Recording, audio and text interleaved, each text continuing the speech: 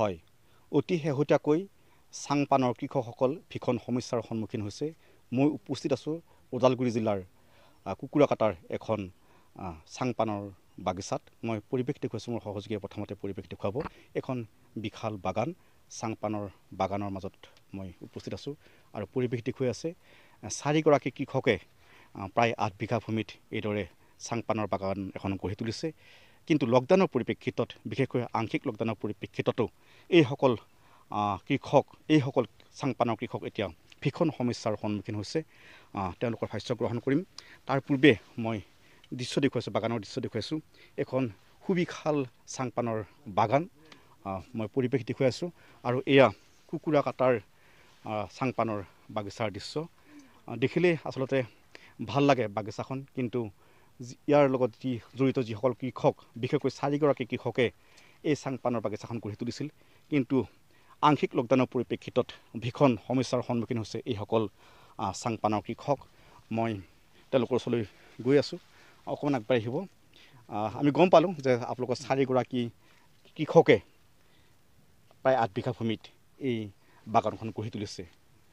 কি ক'ব, কিমান দিনত এই বাগানখন গঢ়ি উঠিছিলে? এইটো বাগানটোতো মোটামুটি এতিয়া 1 বছৰতে হৈ যায়, কিন্তু এতিয়া এইটো 6 বা 8 বছৰ ধৰি চলি আছে। তাৰপিছত হ'ল এইবাৰ লকডাউনত, তাৰপিছত ট্ৰেইন বন্ধ হৈ গ'ল। এইবিলাক কাৰণে আমি বহুত সমস্যাত ক'ত ক'ত যোগান ধৰি আহিছিলে? যোগান আগে আছিল ৰাঙাপাৰা, তেজপুৰ, খাৰুপেটীয়া, এইবিলাক চব বন্ধ হৈ গ'লে। তাৰপিছত কিছু ৰংগিয়াও গৈছিল। এইবিলাকতো মানে কি পেচেঞ্জাৰ ট্ৰেইনবিলাক নচলে, চলিলেও কি হ'ব, মানে কি বুকিঙৰ বিৰাট অসুবিধা। অলপমান পাণ হ'লে নকৰে। আগেতো মানে কি এতিয়া 3 বস্তা হ'লেহে বুকিং কৰিব, তাৰপৰা বুকিং নকৰে সিহঁতে। সেইকাৰণে মানে কি আমাৰ পাণবিলাক জমা হৈ থাকে। আপোনালোকে এটা কথা কৈছে যে বজাৰৰ অভাৱত, উপযুক্ত বজাৰৰ অভাৱত বা লকডাউনৰ পৰিপ্ৰেক্ষিতত এতিয়া আপোনালোকৰ যথেষ্ট পাণ বিনষ্ট হৈ গৈছে। বহুত বিনষ্ট হৈছে, মানে লাখ লাখ পাণ বেয়া হৈ গৈছে। আৰু বাহিৰত পাণটো যাব নোৱাৰে। সেইকাৰণে মানে কি লোকালত যিকেইটা বেপাৰী আছে, সিহঁতে মানে মুখত যি কয় তাকে হয় আৰু। ক'ব লাগিব এখন উপযুক্ত বজাৰৰ অভাৱত এতিয়া এওঁলোকৰ এই বাগিচাৰ বহু পৰিমাণৰ পাণ বিনষ্ট হৈছে, সেই কথাটো উল্লেখ কৰিছে। প্ৰতিদিনেই আপোনালোক আহিব লাগে, প্ৰতিদিনেই ইয়াত শ্ৰম দিব লাগে? প্ৰতিদিন কাম, মানে কি ৰাতি থাকিলেও কাম আছে, কাম আৰু শেষ নহয়, কিন্তু ইনকাম নাই। যিহেতু এতিয়া এখন বজাৰখন বেয়া হৈছে বুলি কৈছে বা তেনেকুৱাকৈ আশা অনুৰূপ ধৰণে বিক্ৰী হোৱা নাই, তেনে ক্ষেত্ৰত আপোনালোকৰ যি হাজিৰাও নোলায়গৈ? নাই, হাজিৰাও নোলায়। তাৰপিছত আমি নিজে খাটি কৰি মানে কি ৰাখি আছোঁ আৰু। আন এগৰাকী কৃষক আছে, মই তেখেতৰ ওচৰলৈ যাম। আমি গম পালোঁ যে 4গৰাকী কৃষকে কপালৰ ঘাম মাটিত পেলাই এই বাগানখন গঢ়ি তুলিছে, কিন্তু ক'ভিডৰ পৰিস্থিতিত, লকডাউনৰ পৰিপ্ৰেক্ষিতত ইয়াৰ বজাৰখন এতিয়া বেয়া হৈ গৈছে বা বন্ধ হৈছে। বজাৰখন বেয়া হোৱাৰ অৰ্থ হ'ল এইটোৱে, এই ক'ভিড হোৱাত বজাৰবিলাক বন্ধ। তাৰপিছত ৰাঙাপাৰা পাণ দিব নোৱাৰোঁ। তাৰ উপৰি আৰু এই যিকেইটা বেপাৰী আছে ইয়াতে লোকেলতে পাণখিনি ইমানখিনি নচলে, বাহিৰত নিলে অলপমান বজাৰটো পালোঁ হয়। এতিয়া কাম বন কৰা আমি নিজেই কৰোঁ, কোনো কাম কৰা মানুহ লগাব নোৱাৰোঁ, কাৰণ কিয় পইচা দিব নোৱাৰোঁ। সেইকাৰণে আমি নিজেই কৰি এতিয়া বৰ্তমান নিজে মালিকে লাগি অলপমান খেতিখিনি বাচাই ৰাখি আছোঁ। আন এগৰাকী জ্যেষ্ঠ কৃষক আছে, মই তেখেতৰ ওচৰলৈ যাম। আকৌ এবাৰ মই দেখুৱাইছোঁ, এয়া চাংপান। বিভিন্ন সময়ত এই চাংপানৰ চাহিদা আছিলে আৰু এই বাগিচাখনৰ পৰা ৰাঙাপাৰা, তেজপুৰ আদি ঠাইত এওঁলোকে চাংপান যোগান ধৰি আহিছিলে। কিন্তু লকডাউনৰ পৰিপ্ৰেক্ষিতত, আংশিক লকডাউনৰ পৰিপ্ৰেক্ষিততো আনকি এতিয়া এই চাংপান ইয়াত বিনষ্ট হৈছে, সেই কথা তেখেতে উল্লেখ কৰিছে।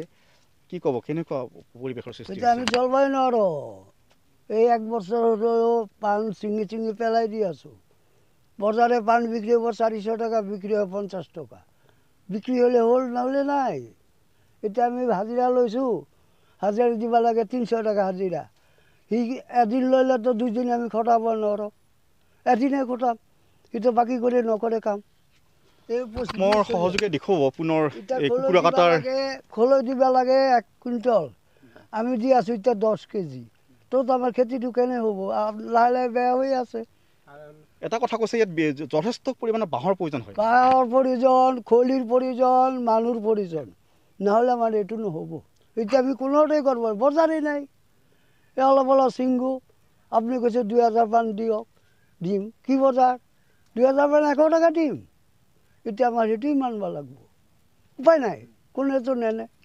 মই আপোনাৰ ভাষ্য আকৌ পুনৰ গ্ৰহণ কৰি মই দেখুৱাইছোঁ বৰ ভাল লগা এখন বাগিচা এওঁলোকে দুহাতৰ পৰশত গঢ়ি তুলিছিলে আৰু কিন্তু শেহতীয়াকৈ এওঁলোকৰ সন্মুখত দুৰ্যোগে দেখা দিছে বুলি ক'ব লাগিব, কাৰণ ইয়াৰ চাহিদা একেবাৰে কমি গৈছে, ইয়াৰ এতিয়া উপযুক্ত বজাৰৰ অভাৱ হৈছে, যাৰ ফলত তেওঁলোক চিন্তিত হৈ পৰিছে। অকণমান আগবাঢ়িব, অনাগত দিনক লৈ আপোনালোক চিন্তিত হৈছে, দুশ্চিন্তাত? পূৰা দুশ্চিন্তা, বাচ্চা ফেমিলিৰ কথা আছে, চব মেইনটেইন। এই বাগিচাখনৰ পৰা আপোনালোকৰ পৰিয়ালটোক পোহপাল দিয়া হৈছিলে? এইটোৱে আমাৰ নিৰ্ভৰ, এই পাণ বাগানটোৱে আমাৰ। অকণ আগবাঢ়িব। এখন চৰকাৰ আছে, এটা গুৰুত্বপূৰ্ণ বিভাগ আছে, কৃষি বিভাগ আছে, কি সহায় কৰিছে কি ক'ব? চৰকাৰে কৃষি বিভাগবিলাকেতো আমাৰ এই পাণ খেতিলৈ বিষয় অসমত নাজানেই একো। এতিয়া অসমততো কৃষি বিভাগৰ ফালৰ পৰা একো আমাক সাহাৰ্য একোৱে নকৰে, এটা স্প্ৰেয়াৰ পৰ্যন্ত নিদিয়ে। এতিয়া আমাৰ ইয়াতে মাজে মাজে স্প্ৰেয়াৰ ঔষধ দিব লাগে, এটা চৰকাৰী গ্ৰাম চুবুৰীত স্প্ৰেয়াৰ খুজিলে নাই, পাণ বাগানৰ কাৰণে নাই, ধান খেতিয়কবিলাকক দে, 1 বিঘা মাটি থাকিলেও দে। এটা গুৰুত্বপূৰ্ণ কথা কৈছে, এটা গুৰুত্বপূৰ্ণ অভিযোগ কৰিছে যে অসম চৰকাৰে বা অসম চৰকাৰৰ যি কৃষি বিভাগে এই চাংপানৰ কৃষকসকলৰ ওপৰত গুৰুত্ব নিদিয়াৰ কথা আপুনি কৈছে। হয়, গুৰুত্ব নিদিয়ে মানে অসমত চাংপানৰ খেতি বেছিকৈ নাই, আছিল আগতে, নগাঁৱত আছিল বহুত খেতি, টঙলাতো আছিল বহুত খেতি, চৰকাৰে কোনো গুৰুত্ব নিদিয়ে। তাৰপিছত ইফালে পাণ চাঙৰ খেতিবিলাক আজিকালি নুপুচা হৈ যায় আছে, আস্তে আস্তে এনেকৈ বজাৰ বেয়া, এই লকডাউনৰ পিছত এই 2 বছৰটো আৰু কমি গ'ল। এই চাংপানৰ খেতিটো কমি আহিছে বুলি ক'ব পাৰি? কমি আহিছে, গোটাই জেগাত বহুত আমাৰ ট্ৰাইবেল মানুহ মোৰ আছে আৰু বাকী কিছুমান বঙালী মানুহ আছে। আমাৰ সেইখিনিতে আগতে আমাৰ গাঁৱৰ কছাৰী মানুহ গোটেইকেই ঘৰতে আছিল। তাৰপিছত সেইফালে নৰেন্দ্ৰ কলিতা, কমুদ কলিতা। বিশেষ কি কাৰণত কমি আহিছে? বিশেষ কাৰণত কমি অহাৰ অৰ্থ হ'ল বস্তুটো চৰকাৰৰ ফালৰ কোনো সহায় নাপাওঁ আমি, চৰকাৰৰ ফালত কোনো এটা সহায় নাপাওঁ, বস্তু নাপাওঁ। তাৰপিছত চৰকাৰে কোনো এটা স্প্ৰেয়াৰ পৰ্যন্ত নিদিয়ে আমাক, আমি ইয়াৰ ওপৰতে ভিত্তি কৰি চলি আছোঁ। এটা চিন্তনীয় বিষয়, চৰকাৰে গুৰুত্ব নিদিয়াৰ কাৰণে আচলতে চাংপানৰ কৃষকসকলে আচলতে তেওঁলোকৰ এই কৃষিৰ প্ৰতি তেওঁলোকৰ অনীহা জন্মিছে, সেই কথাও তেওঁলোকে কৈছে। আৰু শেষবাৰৰ কাৰণে মই যি চাংপানৰ বাগিচা, সেই বাগিচাখন দেখুৱাই আছোঁ, মই সহযোগী সেই পৰিৱেশ দেখুৱাই আছে। পুনৰ কৈছোঁ, এখন বৰ দেখিলে এখন ভাল লগা এখন বাগিচা তেওঁলোকে গঢ়ি তুলিছিল, কিন্তু উপযুক্ত বজাৰৰ অভাৱত এতিয়া এই চাংপান বাগিচাতে আচলতে মৰহি গৈছে, বাগিচাতেই বিনষ্ট হৈছে, সেই কথাও তেওঁলোকে আক্ষেপেৰে কৈছে। আৰু এই কথাও তেওঁলোকে উল্লেখ কৰিছে যে চৰকাৰ বা কৃষি বিভাগে এই চাংপানৰ কৃষকসকলক যি ধৰণে গুৰুত্ব দিব লগা আছিলে তেনেধৰণে গুৰুত্ব নিদিয়ে। আনকি সাধাৰণ এটা মেচিনো তেওঁলোকে লাভ কৰা নাই কৃষি বিভাগৰ পৰা, সেই কথাও বা সেই অভিযোগ তেওঁলোকে কৈছে। তেনে ক্ষেত্ৰত এই চাংপানৰ কৃষকসকলৰ কাৰণে বা এই ধৰণৰ বাগিচাসমূহ জীয়াই ৰাখিবৰ কাৰণে চৰকাৰ তথা অসম চৰকাৰৰ যি গুৰুত্বপূৰ্ণ কৃষি বিভাগ, এই বিভাগটোৱে কি পদক্ষেপ গ্ৰহণ কৰে সেয়া হ'ব আটাইতকৈ লক্ষণীয় বিষয়।